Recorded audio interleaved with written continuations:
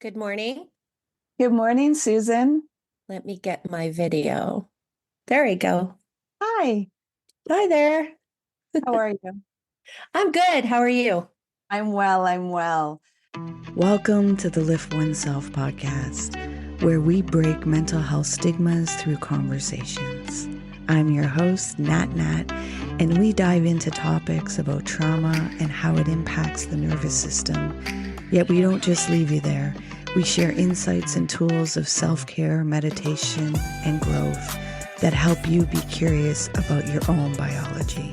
Your presence matters. Please like and subscribe to our podcast. Help our community grow. Let's get into this. Oh, and please remember to be kind to yourself. Welcome to the Lift Oneself podcast, Susan. I'm so thankful you're here with me. Thank you for having me.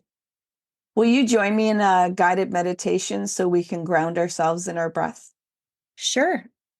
And for the listeners, as you always hear my spiel, I want you to stay safe and everybody around you.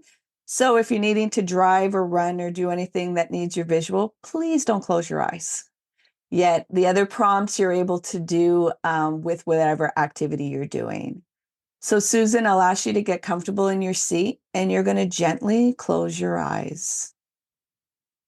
And you're going to begin breathing in and out through your nose. And you're going to bring your awareness to watching your breath go in and out through your nose. Don't try to control your breath. Just bring your awareness to watching your breath and being aware of the rhythm.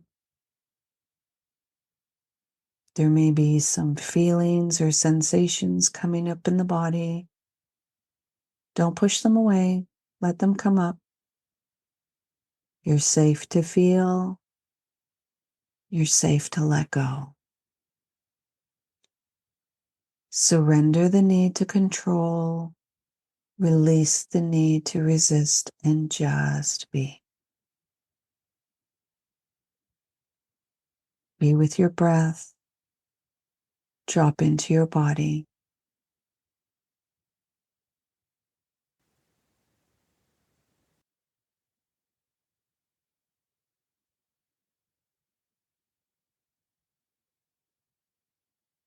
Stay with your breath.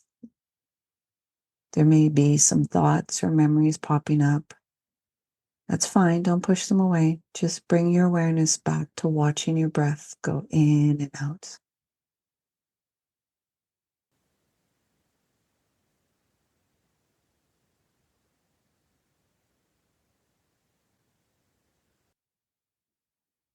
Continue staying with your breath.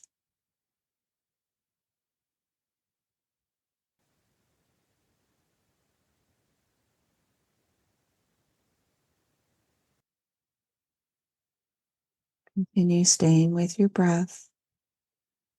Now, at your own time and at your own pace, you're going to gently open your eyes while still staying with your breath.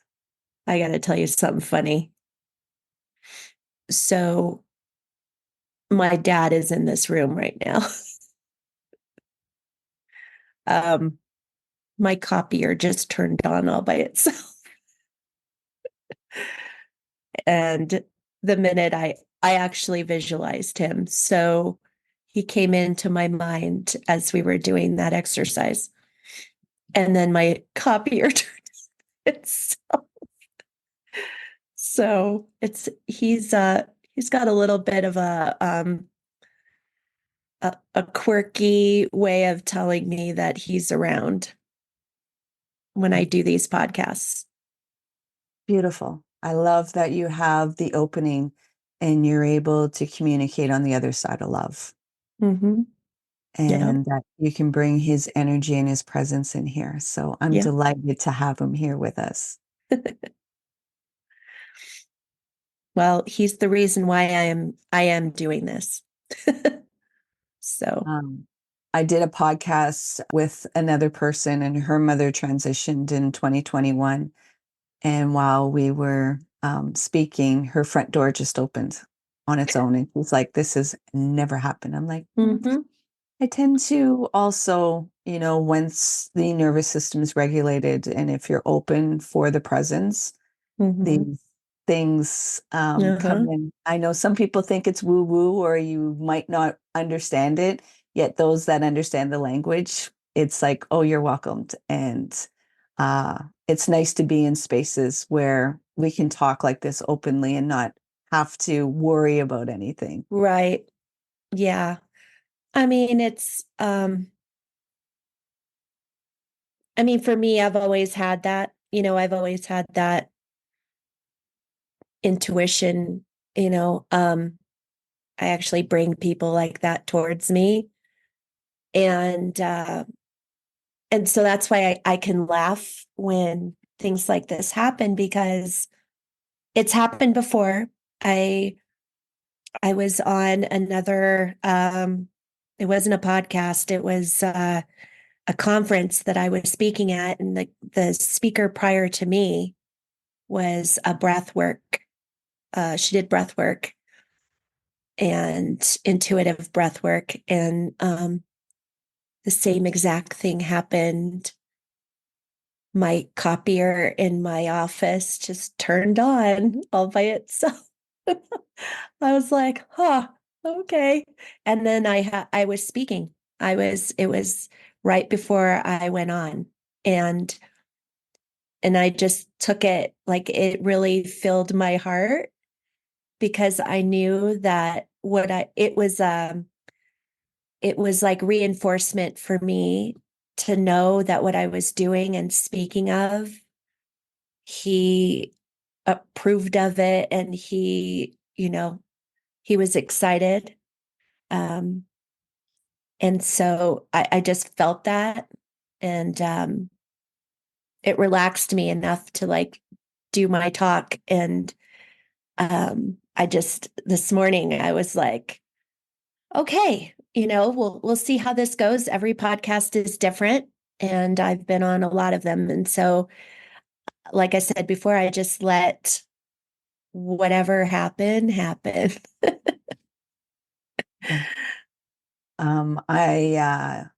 I delve into the nervous system. So I call it energy healing because our nervous Hmm. system, energy and frequency. Hmm. And my space allows people's nervous systems to regulate and feel a sense of calm and that they can come into their body because our bodies are the conduit, like a radio, to, transmit the frequency. Right. What is your father's name? Tom. Thank you, Tom, for being here. Now, we got ahead of ourselves because Tom wanted to do a grand entrance. So Right. we're going to explain who Tom is and give the backstory and, honor his legacy and honor your legacy that you're walking in right now. Absolutely.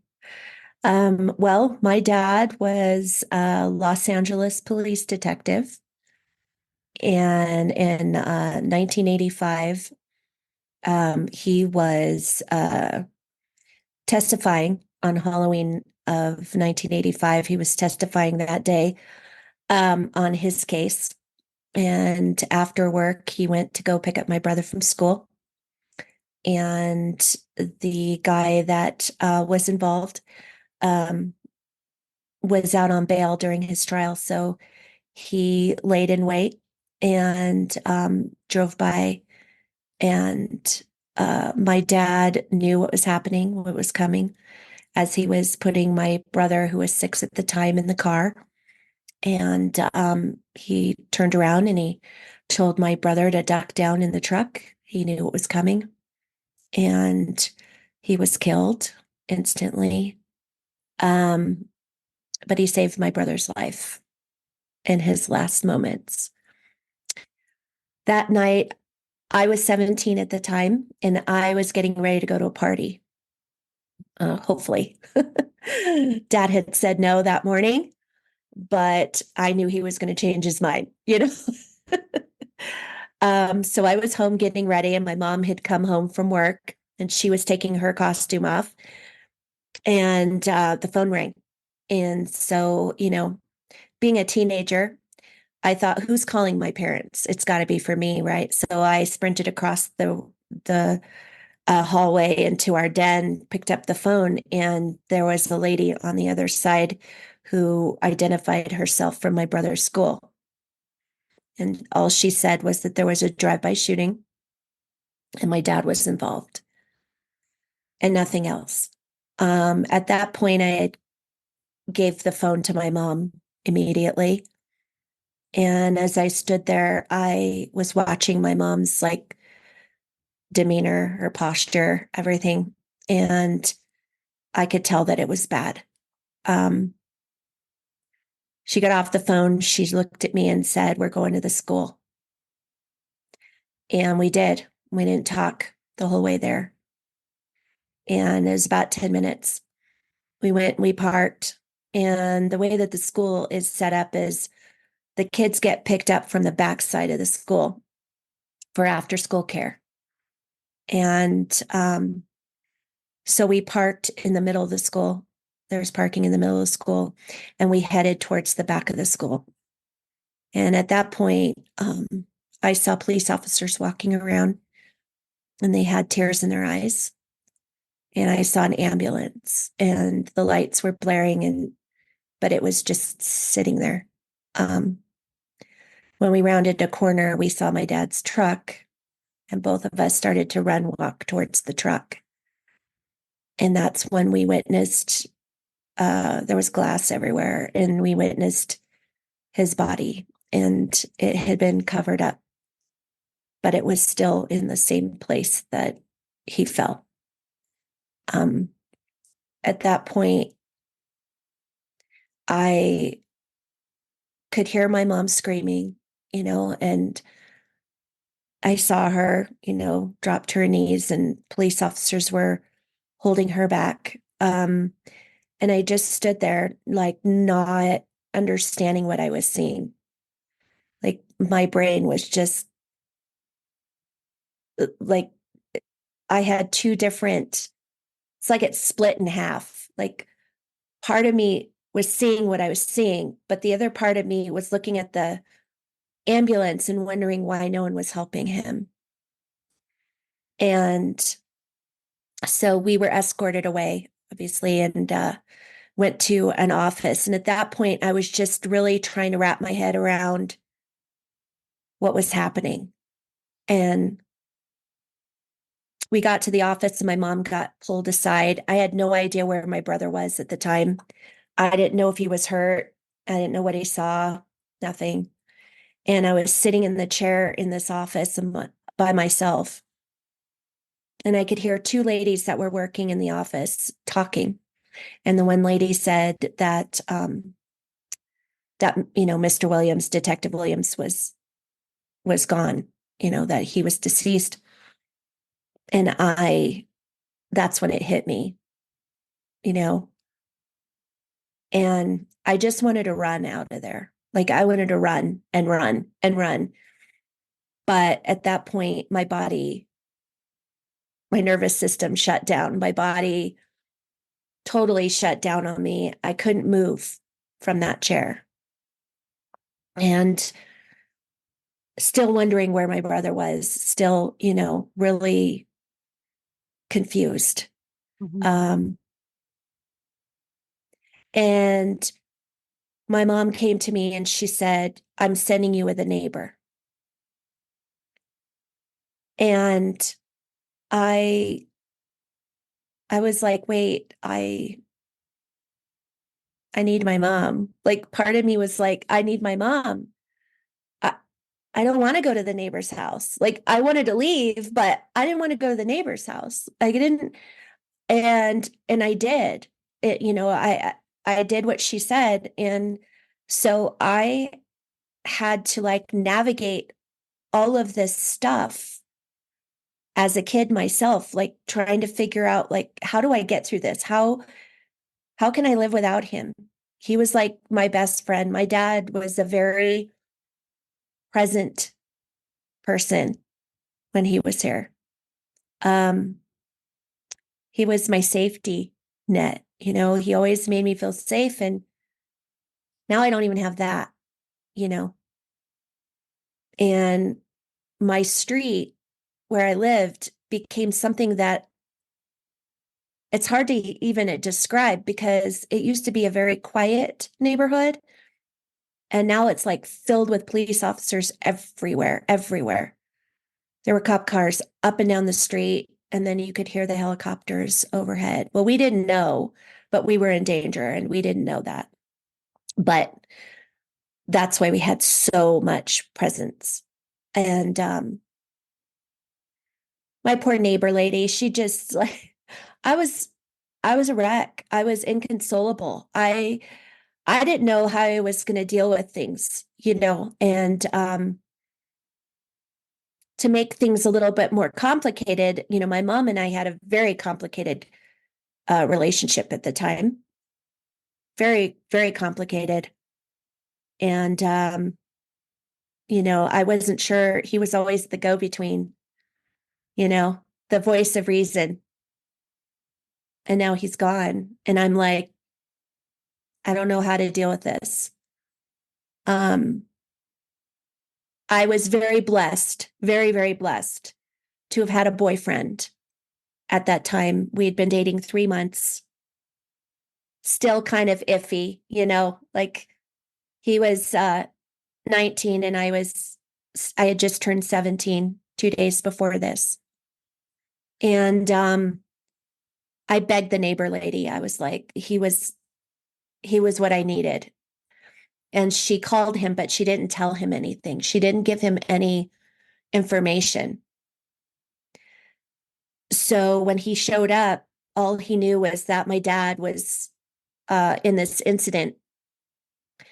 And, he was standing at the door saying, get your purse and your jacket and I'll take you to the hospital. What hospital is he at? Where's your mom? Where's your brother? What hospital? And I couldn't spit it out. I couldn't tell him.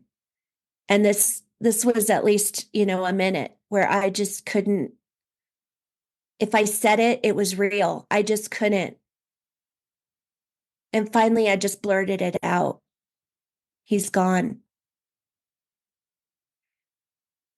And it was the first time I'd ever seen, like, he's now my husband, by the way.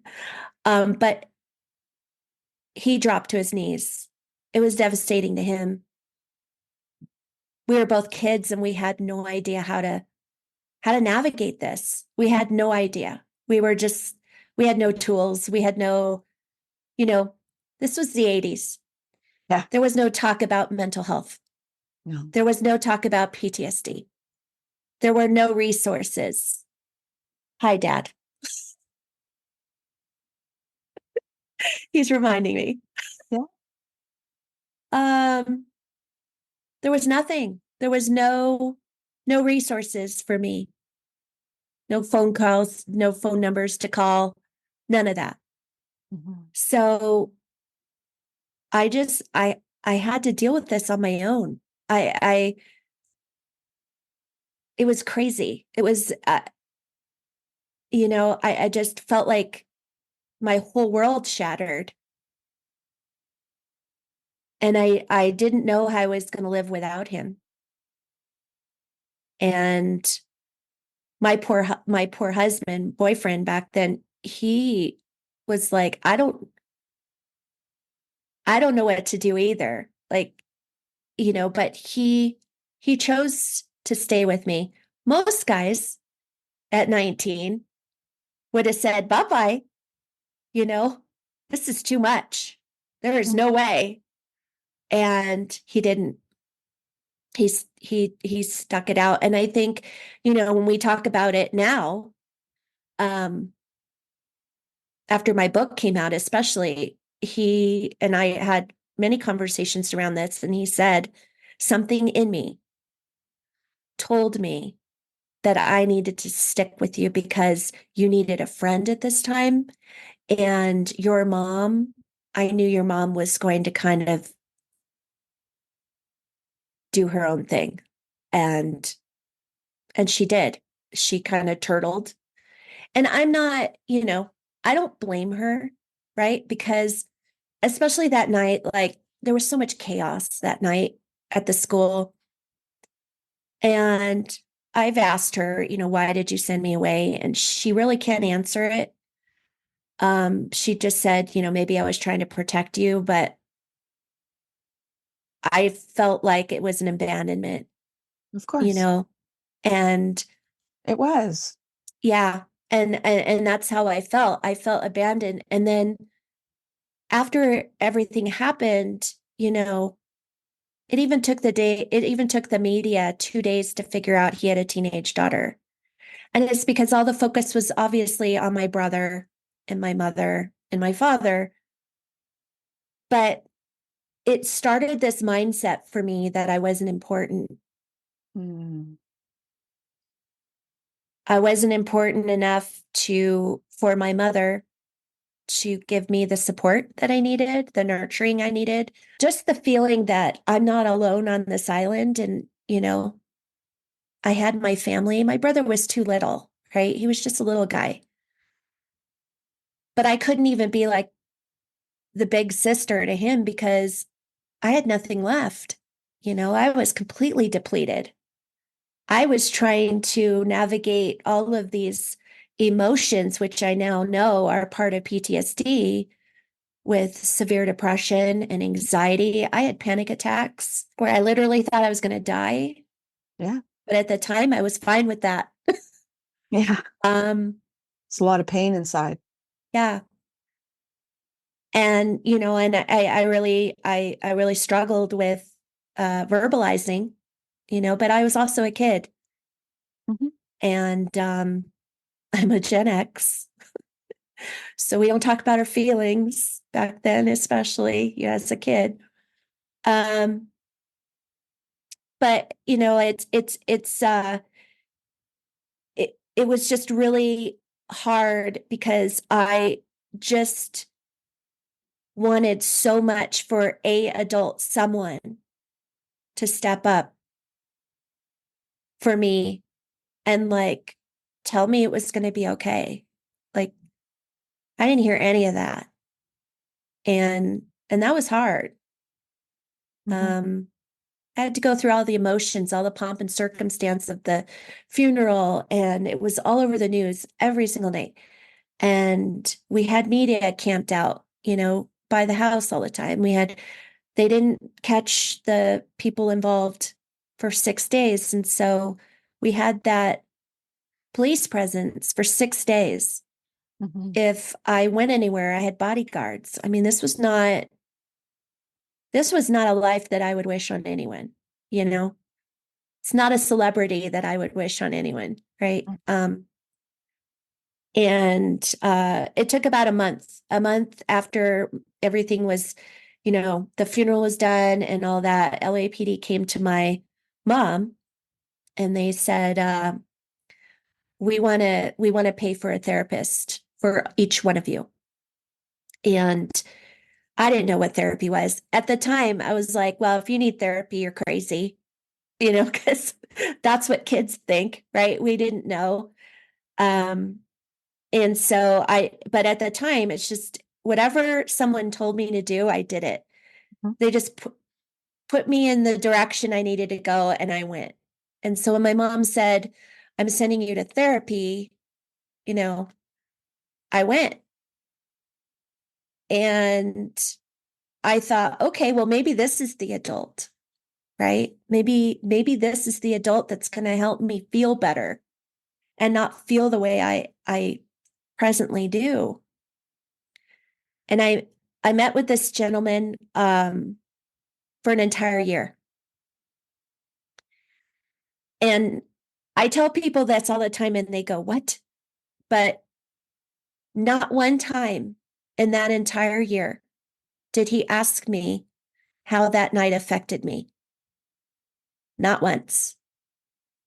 He didn't dive in. He didn't ask me questions. I'm 17. I don't know how to verbalize it. And our sessions were they were very shallow. They were very, general. It was, my relationship with my mother, my brother, my boyfriend, and school. That's it. Every time I went, I was like, today's the day. Today's the day. But it didn't happen. And after a year, he looked at me and said I was a well-rounded young lady and that I was going to be fine for the rest of my life. And I didn't need to see him anymore. And at that point, I just was like, I was resolved to the fact that this is just the way I was going to have to live for the rest of my life. And I'm just going to have to figure it out. And I have cracked. I'm crazy. And there's not even a professional can help me. And that was the mindset that I had. And it took a lot away from me because, not having the tools, not being able to verbalize and communicate what was going on, it caused me to, I struggled with seeing things for what they were, you know, relationships for what they were, friendships for what they were. I mean, everything. And, I don't blame him. I feel like maybe he wasn't educated enough to handle the amount of trauma. And he was probably afraid to ask the questions because he didn't want to get himself into a situation where he didn't know what to do. So in hindsight and looking at it, that's probably the issue. But, 14 years, I dealt with that. 14 years of being off and on, with anxiety, with depression, with suicidal ideation, and sometimes very severe, and I don't know how I got through it, honestly. Your own hellhole. Your own hellhole. Yeah, I really don't know how I didn't end it. Mm-hmm. I really don't know how I didn't, other than the fact that, maybe my dad was just like, oh, no, you don't. But, 14 years later, I married that boyfriend. I'm now a mom of 2 kids. We have moved from Southern California to Colorado, and we were here 2 years. I was working as a hairdresser at the time. And October 19th of 1999, the Columbine shootings happened at Columbine High School. And I was at work and I had taken a break, went into the back room, turned on our little TV set, and all of the news was on about what was currently happening at the school. And I had a visceral reaction. Oh, yeah. Flashback, totally. You I noticed it. had flashbacks. I had anxiety, panic attack. My anxiety was through the roof. I turned bright white, and none of my coworkers knew my story. So they had no idea what was happening to me, nor did I. Remember, I was told 14 years ago that I was going to be fine for the rest of my life. So I had no idea what was happening. Mm-hmm. And what I got really good at for years and years and years, and I talk about this all the time, was I would put my emotional mask on. And that mask was everything that people would tell me throughout the years of, oh, you're so strong. It's amazing what, you're just so strong. You're so strong. And that was my emotional mask. I'm so strong. This isn't going to affect me. I'm totally fine, and so I did that again. I put that mask on. I finished my clients for the rest of the day, pretended like nothing happened. Everybody around me was upset, and having reactions to what was happening at Columbine. But sorry. Okay. Take your time. I just kept telling myself, I'm going to be fine. You know, I'm fine.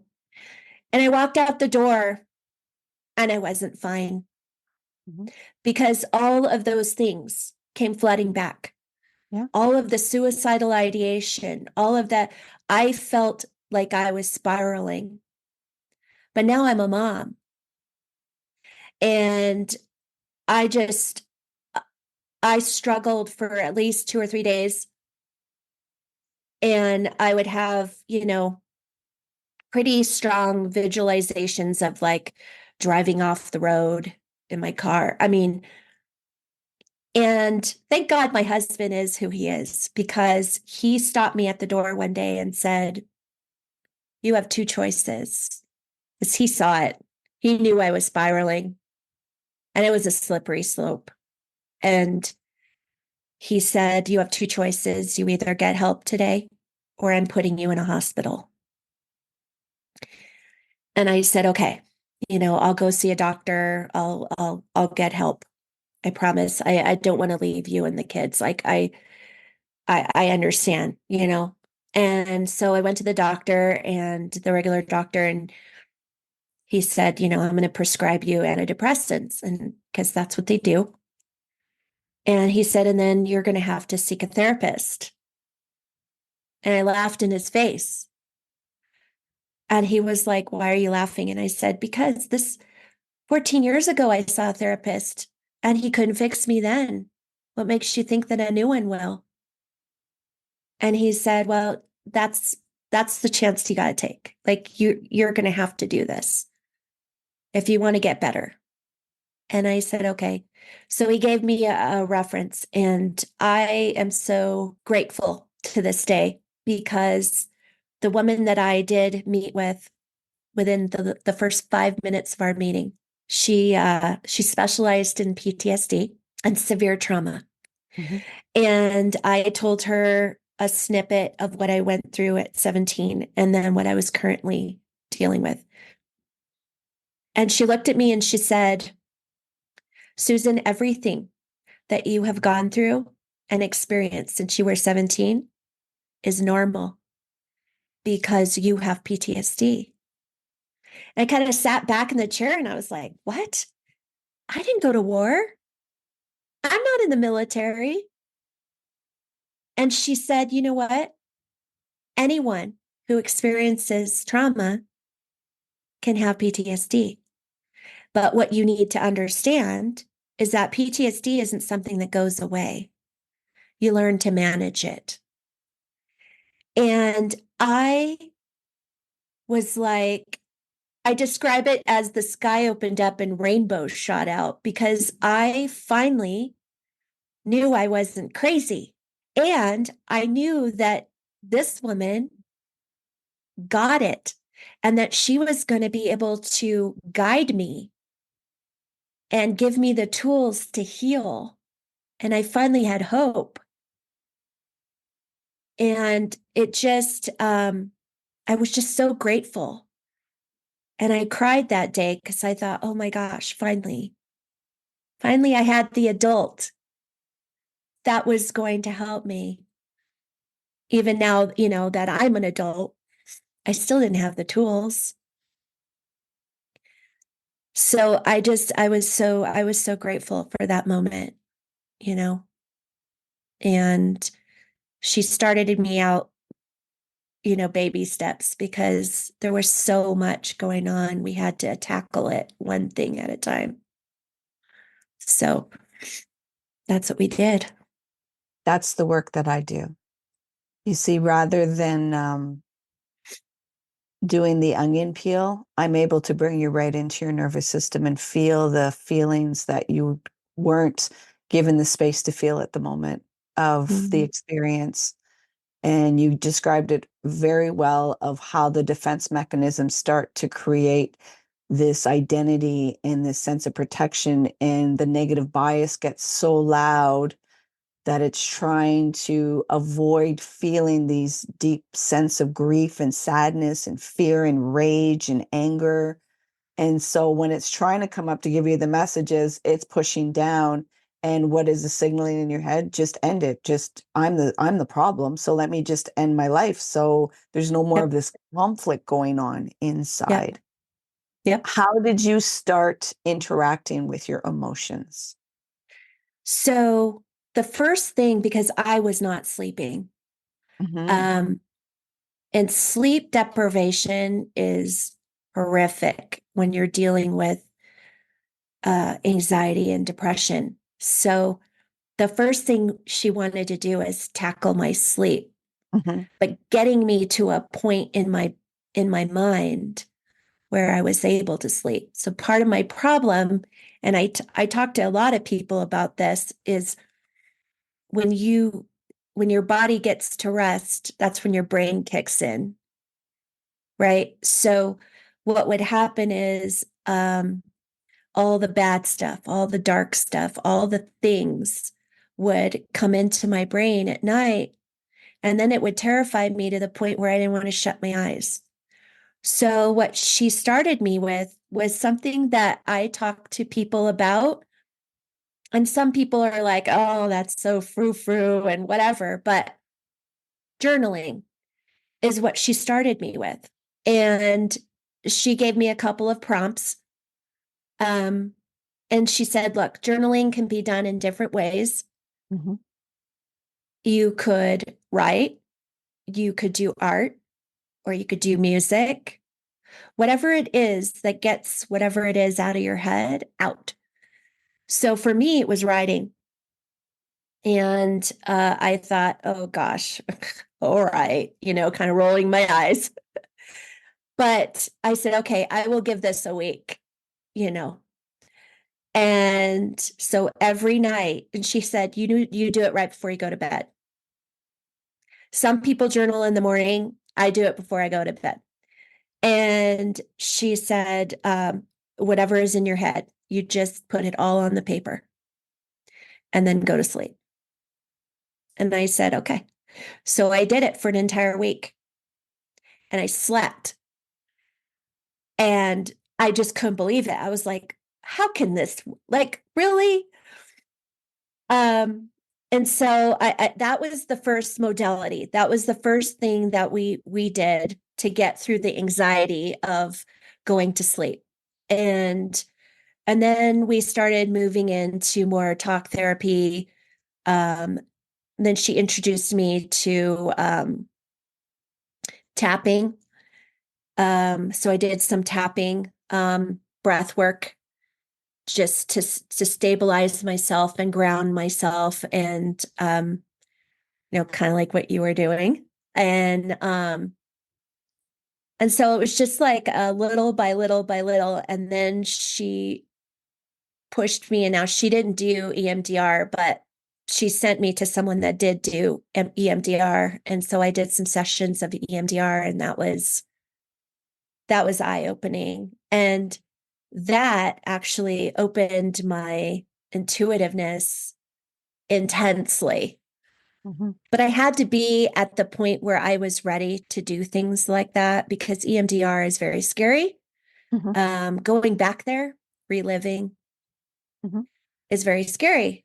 But it was mind-blowing how significant it helped for me to move through a lot of my pain Mm-hmm. that I had been carrying around all these years. So I was very grateful, for that. But I will tell you, the biggest thing I ever did, and I waited, and people ask me, like, why did you wait till you were 50 years old to write a book? Well, that's because I had to be in a place where I knew I was safe enough that telling my story and reliving everything and feeling everything, that I had the tools in order to do that. And at 50, I did. And I felt like my dad was like, get this thing done, because I knew that not only did I know that this would heal me, I was really hoping that it would heal my husband, because he too went through trauma.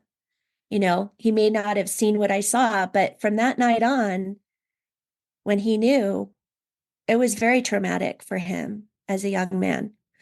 And we never dealt with it. We never, I had lived in fight or flight for so many years and trying to figure out how to heal myself. I didn't know how to heal him too. And so I felt like maybe with this book and him reading and really diving into my brain, my experiences, that maybe in some way he could heal himself as well. And even my brother, my brother's 10 years younger than me.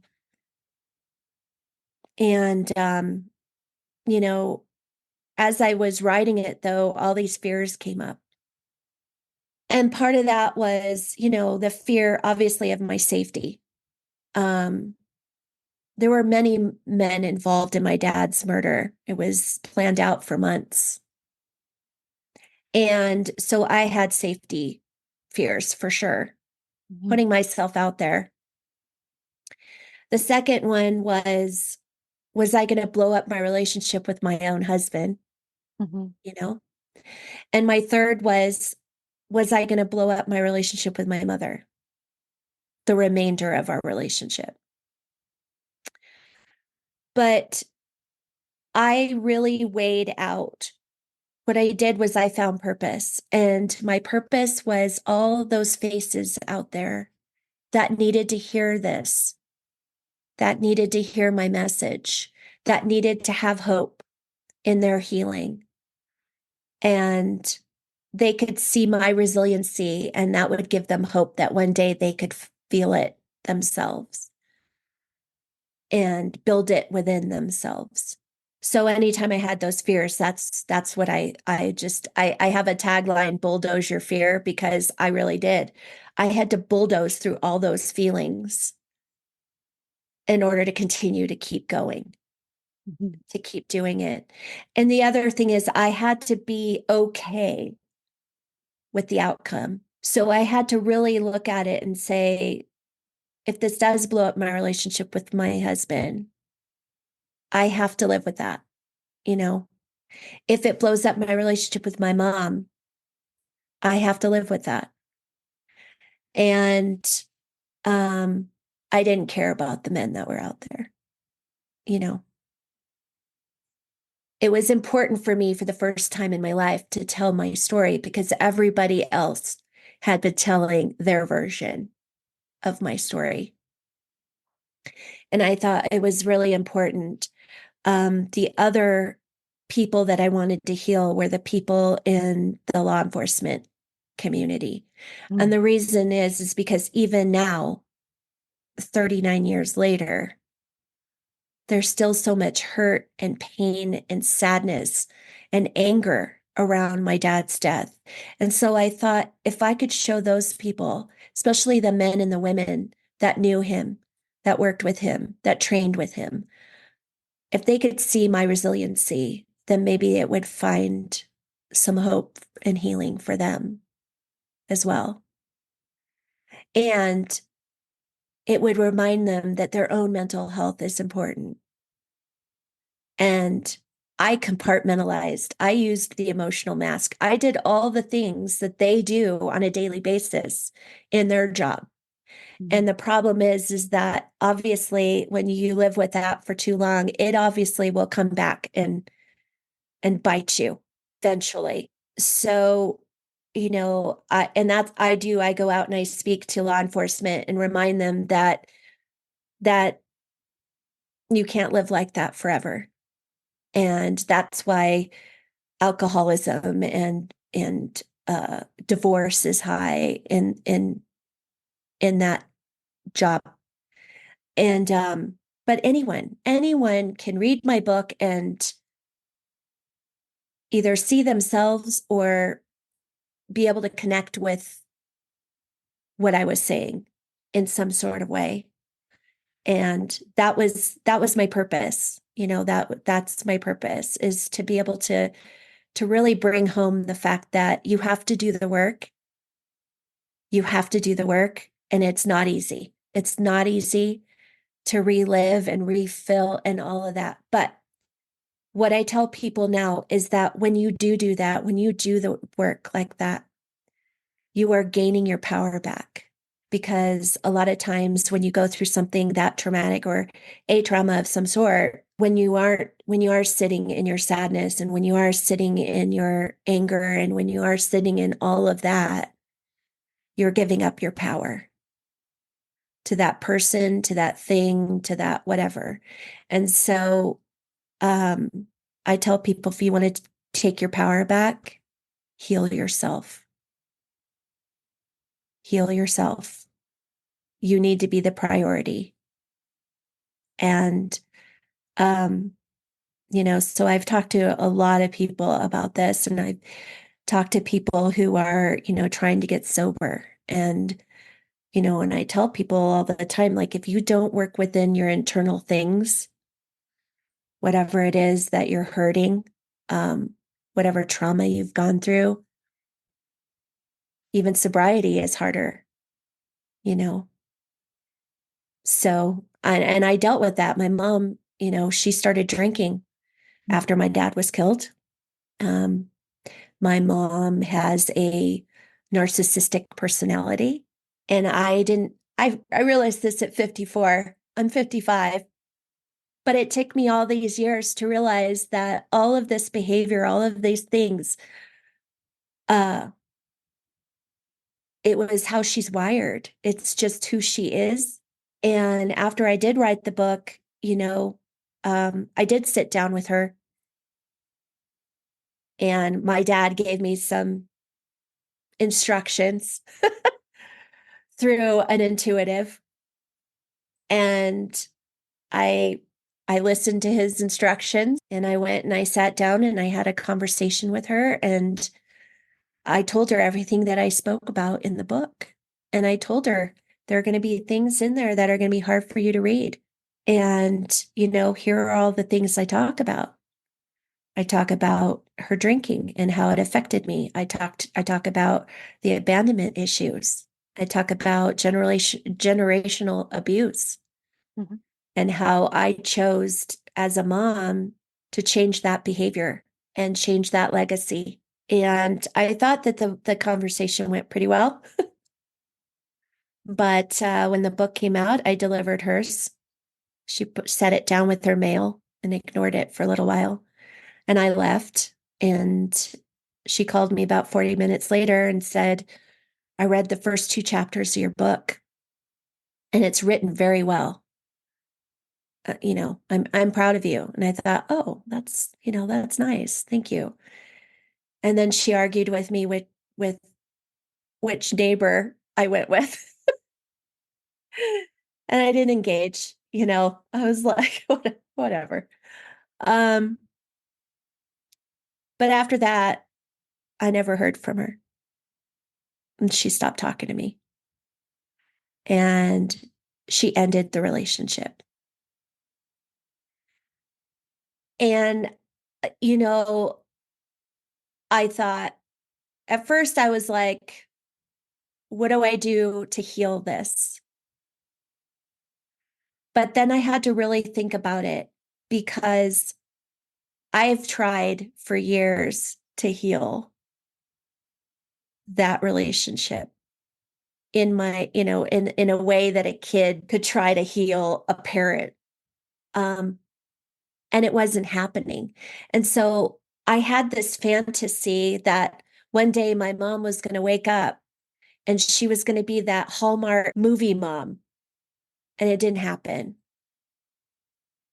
And, I thought, oh, when I do this, she's going to be so proud of me. And she's going to love me more. Oh, if I do this, she's going to love me more. Oh, I'm going to write this book and she's maybe it'll open a conversation, is what I was really hoping would happen. Yeah. But it didn't. Mm-hmm. And so what I had to do is I had to find peace in that. And I had to realize that I couldn't stay in a toxic relationship, even with a parent. And I had to let go of that fantasy because it was never going to happen. And I needed to be peaceful in where I am and continue to talk uh, and tell my message and get it out there and not worry about how it affects her anymore and not take responsibility for her reactions. And I got to tell you, it is a freeing, powerful, peaceful place to be. And I know my dad understands where I'm coming from. And so I'm at peace with that. And, and so that's the healing piece that I'm dealing with currently is I didn't realize that I was in that type of relationship all these years. I had no idea that that was abusive. And so, because I spent so many years making excuses for the behavior, and now it's like, oh, well, she's old, she's older and, she's going to be grumpy or she's going to do this. No, no, she's always been this way. And so it's just another part of the resiliency is being able to level up, being able to like leave that toxic relationship and know who I am, and who I want to be and who I strive to be and who I'm growing to be. And that's what I want for other people, that's what I want for other people that are going through whatever they're going through, whether it's loss, whether it's trauma, and being able to give them hope, being able to show them resiliency and what it looks like. And yeah, you can go through some really terrible things and very, I talk about it in one of my talks about turbulence, but knowing that above the turbulence is blue skies, right? And you have to go through the turbulence to get to the blue skies. Yeah. So to give some more verbiage to what you described is you really started setting boundaries for yourself, recognizing the work that your mother had to do for herself was not your responsibility. right. Do you recognize that your mother has trauma? Absolutely. And so interacting in that and not realizing that you had the verbiage and all you have been doing is trying to find safety. Yes. What we do as a child is we look for safety in our parents are supposed to be our safety. Yes. And they haven't done their inner work. Boy, it becomes a whole confusing space. And like you said, the relationship between you and your mom was very challenging, yet you had safety in your father. Yes. And now that safety was gone, and then you don't have your mom, and then I loved how you explained how you weren't able to sleep because rest didn't feel safe. Right. Because Yep. you were 2 days after your birthday, so 17, you're excited. You're about to go to a party, convince your dad that everything else, Yep. that excitement and that peace got ruptured into unsafe. Yep. So to come back into your body, to come back into excitement and joy, that was a threat. Yep. So all Yeah. you've been doing is the journey to come back into your body and trust your body and face the pain, which Yeah. no gave you the space to face the pain. Right. Yeah, exactly. It's not something that happens overnight. No. And I think people need to understand that. Like, first of all, the one key thing I could say is that I found someone, a therapist that specialized in my type of trauma. And the first 5 minutes of meeting with her, I felt like I could be vulnerable with this woman. I felt safe. You're absolutely right. I felt safe with her, right? So when I hear people say, "Oh my gosh, I tried therapy and it didn't work," my first question is, "Why do you think it didn't work?" And they'll say things like, "Well, because all I did was just sit there and talk." Um, and I didn't know what to talk about most of the time. Or I would lie to her because I just wanted to use up the time or whatever it was, right? Her, him, whatever. And I ask them, did you feel like you were comfortable enough to be vulnerable with this person? And they say no. And I said, then at that point, you have the right, because remember, this is your healing. It's not their healing, it's yours. So you have the right to get up and find another therapist because it might take you two or three, right? To find the right fit, to find the person that you can be vulnerable with, that you know and trust that is going to be able to guide you in your healing. Mhm. And if you don't have that, move on. And it's okay. Mhm. Because remember, it's your healing, it's your life. And it's important, right? You need to be the priority. And so that's a message that I continue to have conversations with people who have said to me, oh my gosh, like therapy didn't work with me. And I say, well, why? Why didn't it work for you? Or what were you looking for? Like, was that a question that your therapist asked you? What are you looking at for out of this therapy? Right? Just like coaching, I coach. So in my coaching, I say, what are you looking for in this coaching? Because it gives me clarification about where we're going to go from there, right? But if you have a therapist that's not even asking that question, then how are they supposed to know where to take you, for one? Yeah.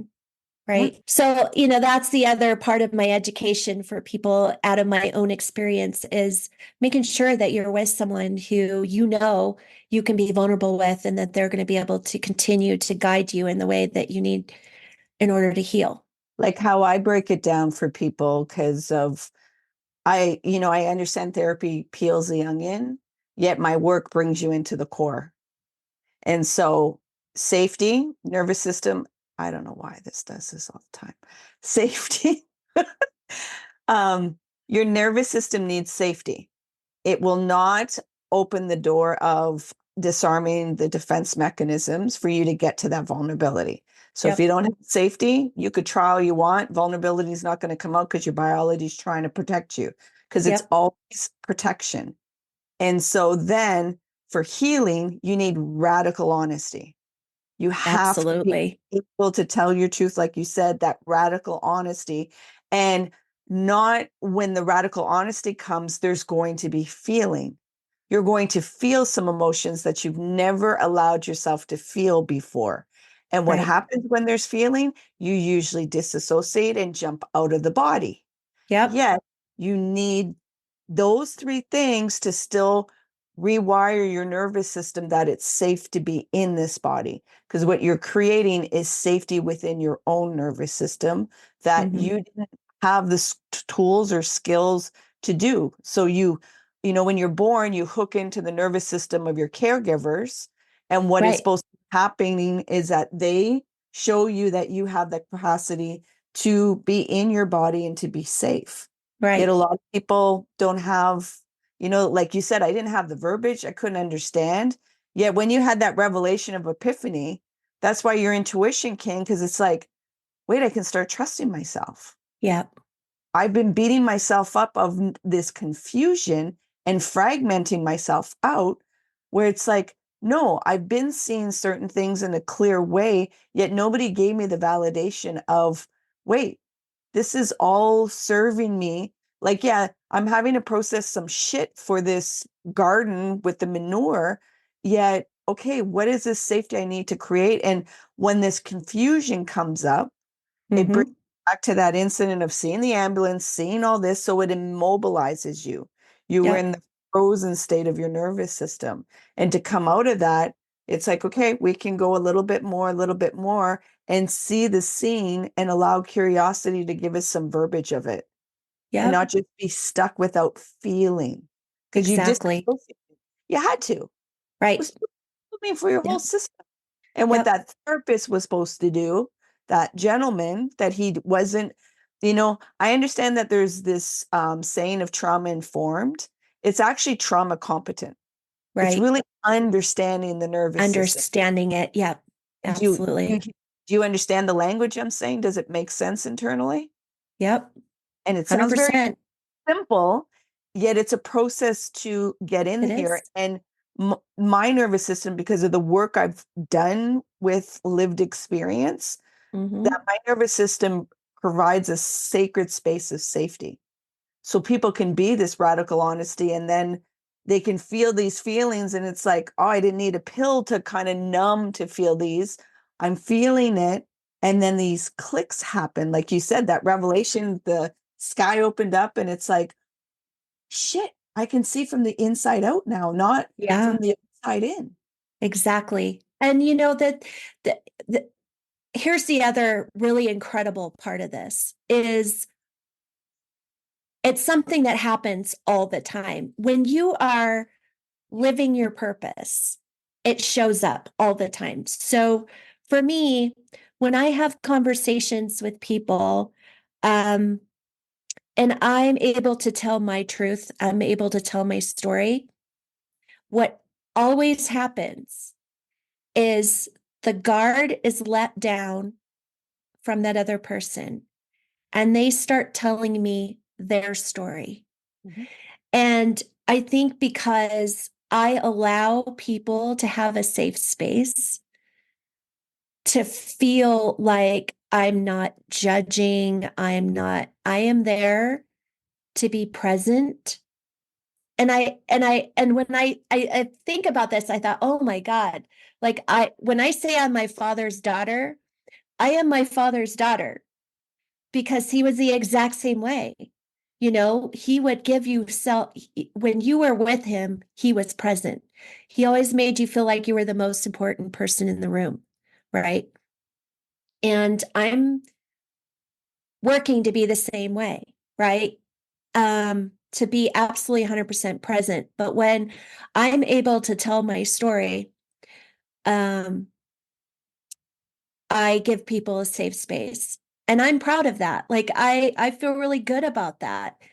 And I feel like that's when I'm able to touch people in a way. And we live in a crazy world right now that's, very it's very entitled, it's very, hurtful, it's very, people are afraid to say what's on their mind. And I think that's bull. Mhm. I think, I think people should be able to be who they are innately. And so when I talk to people, even talking about my mom and my experiences with my mom, it's amazing how many people I come across in that conversation who are like, oh my God, I grew up with a parent like that. Oh my Mhm. God. I never thought about that. I never thought about my own peace. I never thought about, what it would look like to have no contact, right? Is that a route that I need to look at? You know what I mean? And so it's just been a very, I'm always learning, ever since the book came out, it's opened up so many different conversations with people. I had a woman, for example, I had a woman that read the book and she sent me a message. I'm a realtor by trade right now too. And I kind of have a lot of different things I do. Um, but I've been a realtor for many years and she is also a realtor out of state and she lost her husband to COVID very, very quickly and was struggling. And so I sent her my book as a gift. And I told her, I hope this helps you to heal, helps you find hope. And she sent me a message after she read it. And she said, you know what, Susan, I was your mom. And thank you for opening my eyes to that.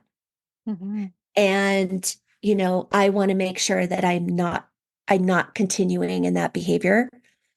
And, you know, I, now that I saw how it affected you, I realized how it affected my daughter. And, and I told her, I said, well, first of all, you're not my mom because you've recognized that this was your behavior and you've recognized that it affected your daughter. So you're not my mom. Second of all, I'm so proud of you for being able to take that responsibility, to be that vulnerable, and to go get the help that you need, right? To make sure that you're healing. And it was just a different, I didn't even think about that. Like I didn't even think that someone would connect with it in that way. But that's a repair you needed. Yeah. And it was I was just like, wow, that's incredible. Yeah, You know. So I was very grateful for of that. course. Of Very course. grateful. And just, how much love and appreciation my book has brought to people has blown my mind. Yeah. But it verifies to me that I'm on the right path, that what I did and what I'm doing is what I should be doing. Like this is my purpose, is helping other people. I feel like we're all given things in life, Mm-hmm. be it not so great, right? Mm-hmm. And it's tragic and everything, but when we're able to rise up from those ashes and we're able to heal from that, I feel like it's almost, for me personally, I felt like it was almost my job to help others heal, to Mm-hmm. show them a way, to give them kind of a cliff notes, so to speak, in my book. Mm-hmm. Because the way my book is set up, the first part of the book is about the trauma. And the second part of the book is about how I got through it Mm-hmm. and the revelations I had as I was healing. So anyone, it doesn't have to be law enforcement, but anyone can glean something from it, you know? Can you let the listeners know where they can find you and where they can find the book? Sure, absolutely. So my book is on Amazon currently. The book is called The Other Side of the Gun: My Journey from Trauma to Resiliency. It is in paperback form and Kindle form. So if you're in Kindle Unlimited, you can actually read my book for free. Um, please review it if you buy it and read it. I'm always so grateful for all of my reviews, good, bad, or indifferent, doesn't matter. And then if you want to contact me or if you want more information on my speaking, or even my book is on my website as well. My website is susansnowspeaks.com.